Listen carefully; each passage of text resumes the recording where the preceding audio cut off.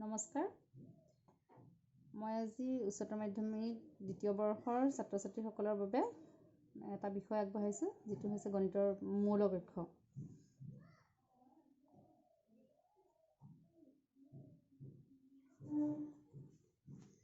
ইংলিছত মেট্ৰাইচিছ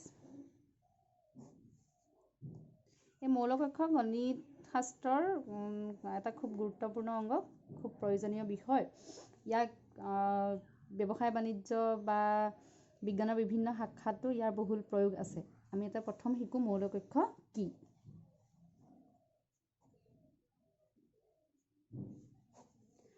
ধৰা হ'ল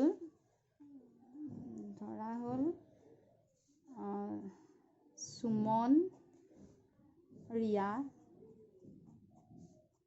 আৰু নেইনা বোলা তিনিজনী ছোৱালীৰ হাতত নোটবুক আছে আৰু পেন আছে ভাগে ভাগে সুমনৰ হাতত ধৰা হ'ল 15খন নোটবুক আছে আৰু 6টা পেন আছে ৰিয়াৰ ঠিক তেনেধৰণে 12খন বহি আৰু 7টা পেন ইয়াৰ 8খন বহি আৰু 10টা পেন আছে এই কথাখিনিকে আমি এনেকুৱা ধৰণে ৰিপ্ৰেজেন্ট কৰিব পাৰোঁ 15 12 8 6 7 10 এই যেটো ৰিপ্ৰেজেন্টেশন এটো হৈছে মৌল কক্ষ এই অকলহৰীয়াকৈ হ'ব পাৰে সুমনৰ 15খন বহি তো আমি অকলেও দেখাব পাৰোঁ এই যেটো হাজোন এইটো মৌল কক্ষ বুলি কয় মৌল কক্ষ আৰু ইয়াৰ প্ৰতিটোকে এটা মৌল বুলি কয় ইয়াৰ এতিয়া এইটো হ'ব প্ৰথম শাৰী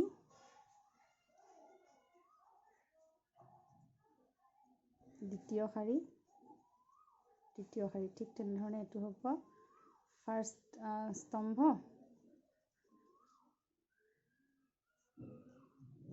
এইটো হ'ব সেকেন্ড স্তম্ভ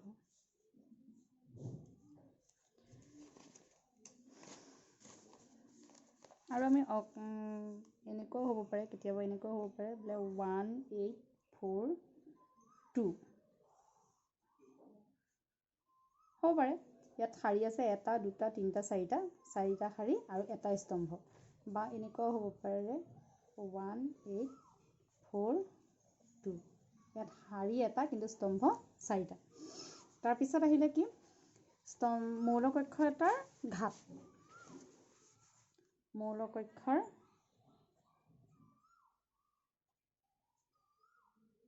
ঘাত এমটা শাৰী আৰু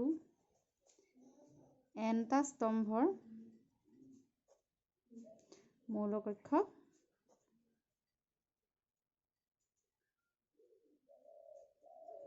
ঘাত হ'ল m × n লিখোতে m × n লিখে কিন্তু পঢ়োতে মানে m/n বুলি পঢ়া হয় ইয়াৰ পৰা আমি বুজি পাম যে প্ৰথমতে বুজায় শাৰীৰ সংখ্যা আৰু দ্বিতীয়টোৱে বুজায় স্তম্ভৰ সংখ্যা গতিকে আমাৰ এই প্ৰথম যেটো মৌল কক্ষ লৈছিলো ইয়াত হ'ব 3/2 তিনটা শাৰী আছে এটা শাৰী দুটা শাৰী তিনটা শাৰী আৰু দুটা স্তম্ভ গতিকে ইয়াৰ হ'ব 3/2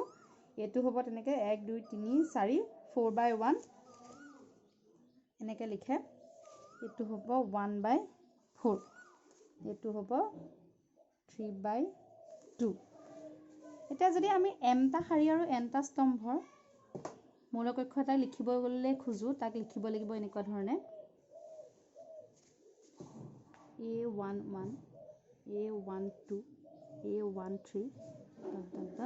a1n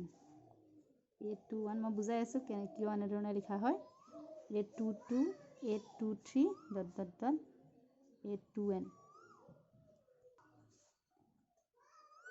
am1 am2 am3 amn ইয়াৰ প্ৰথমটো বুজাইছে a11 অৰ্থাৎ 1 নম্বৰ শাৰী 1 নম্বৰ স্তম্ভৰ মৌল a12 1 নম্বৰ শাৰী 2 নম্বৰ স্তম্ভৰ মৌল a13 1 নম্বৰ শাৰী 3 নম্বৰ স্তম্ভৰ মৌল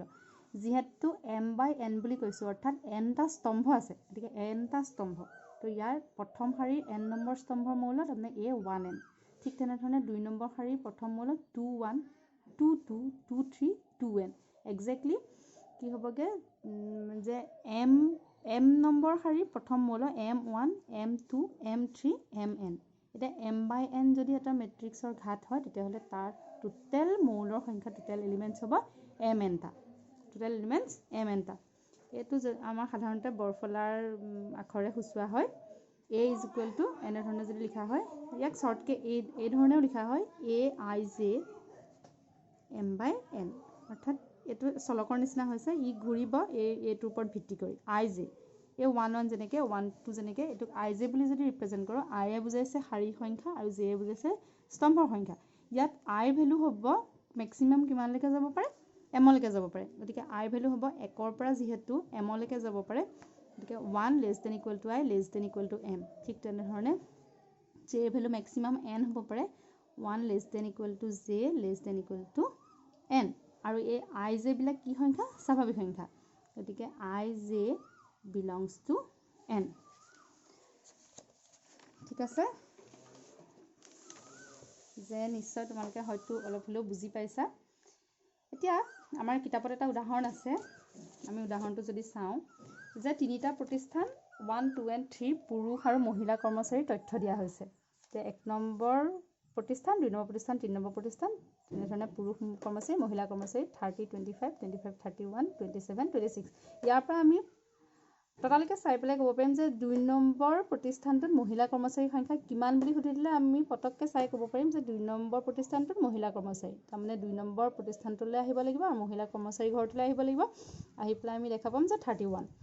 এটো হৈছে তিনিটা শাৰী আছে আৰু দুটা স্তম্ভ আছে গতিকে এটো হৈছে 3/2 ম্যাট্ৰিক্স এই কোৱেশ্চনটোকে যদি আমাক কয় 2/3 প্ৰকাশ কৰিবলৈ আমি কি কৰিম 2/3 আমাৰ তাৰমানে গুৰুত্বটো হ'ল দুটা শাৰী আৰু স্তম্ভ তিনটা কৰিব লাগিব আমি ইয়াত এনে ধৰণে লিখিব পাৰিম মই শৰ্টকে লিখিছো পুৰুষ মহিলা 1 নম্বৰ 2 নম্বৰ 3 নম্বৰ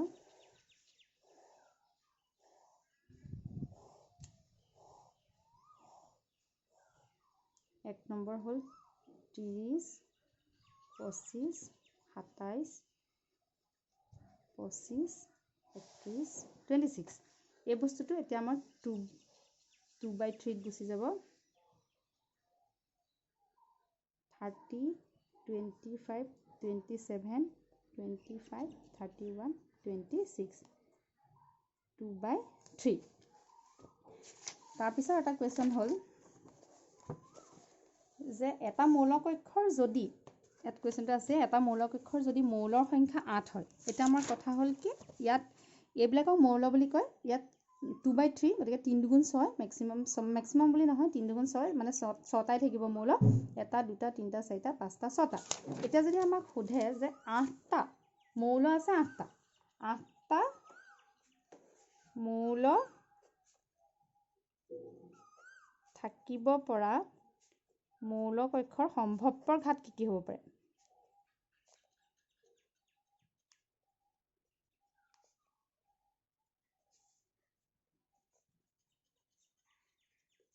কি হ'ব পাৰে আমি এটা কথা গম পাইছো যে mn যদি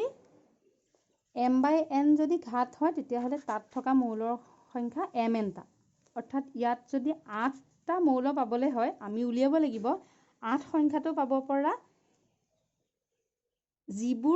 যি দুটা সংখ্যাক পূৰণ কৰি দিলে আমাৰ 8 হ'ব যি দুটা সংখ্যাক পূৰণ কৰি দিলে যিবোৰ স্বাভাৱিক সংখ্যাৰ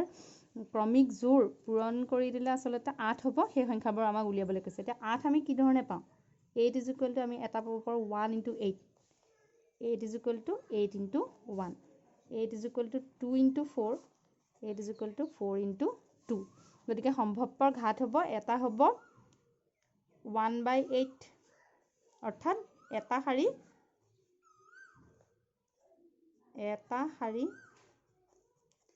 8টা স্তম্ভ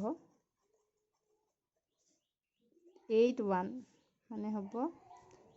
8টা শাৰী এটা স্তম্ভ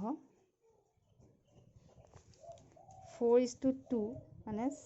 4টা শাৰী দুটা স্তম্ভ ঠিক তেনেধৰণে দুটা শাৰী 4টা স্তম্ভ। নিশ্চয় অলপ হ'লেও তোমালোকে বুজি পাইছা বুলি আশা কৰিছোঁ। ইয়াৰ পিছৰটো ভিডিঅ'ত শ্বেয়াৰ কৰিম।